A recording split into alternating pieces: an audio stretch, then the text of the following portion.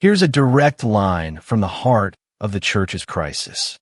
Two of the world's most respected organizations dedicated to the traditional Latin Mass, Voce International and the Latin Mass Society of England and Wales, have just sent a public joint letter. Their message to Pope Leo XIV and all bishops is a stark warning. The current crackdown on the Old Mass isn't preserving unity.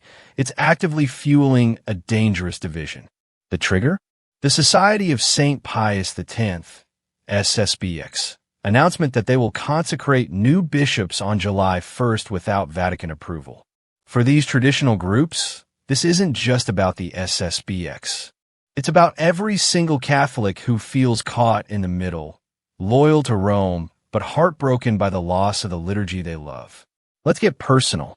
If you've ever sought out the traditional Latin Mass for its depth, its beauty, its sense of the sacred, you know it's not a preference, it's a spiritual home.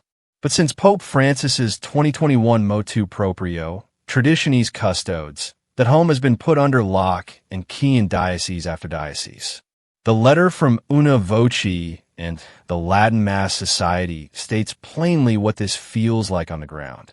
They write, "We share the SSPX's goal that the Church's ancient liturgy be made available as widely as possible for the good of souls." But here's the crucial distinction.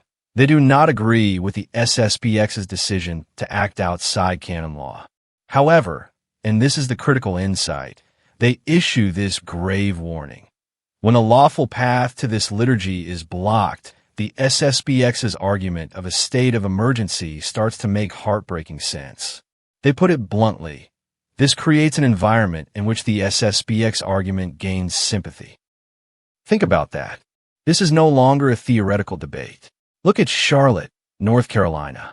Last year, Bishop Michael Martin suppressed all diocesan TLMs, funneling them into one small chapel he admitted couldn't hold everyone. What was the result? The local SSPX chapel, St. Anthony of Padua and Mt. Holly, saw attendance skyrocket. They're now planning to build a bigger church.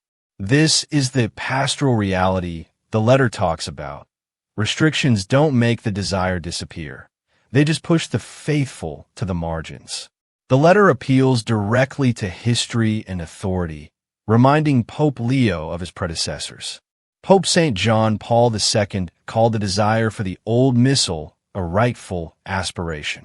Pope Benedict XVI called it a source of riches.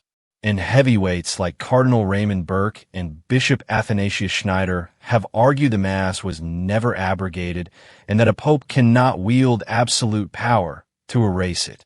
So, what are Voce and the Latin Mass Society actually asking for? Not for the Church to embrace the SSPX's methods, but to undercut their arguments. They plead for the lifting of Traditionis Custodes restrictions and for the creation of additional canonical parishes dedicated to the TLM. Give the faithful a legitimate, stable home within the Church, and the appeal of the irregular path diminishes. The concluding line of their letter is a sobering shot across the bow. They urge Pope Leo to be mindful of realities precipitating a crisis whose consequences no one can foresee. For those of us who love the Church's tradition, this is the painful tension, a deep loyalty to the Petrine office, and a profound grief at the loss of a liturgical treasure.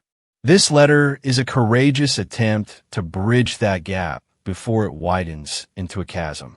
It's a plea to see the faithful not as a problem to be managed, but as souls to be shepherded, with the very rights that have sanctified saints for centuries.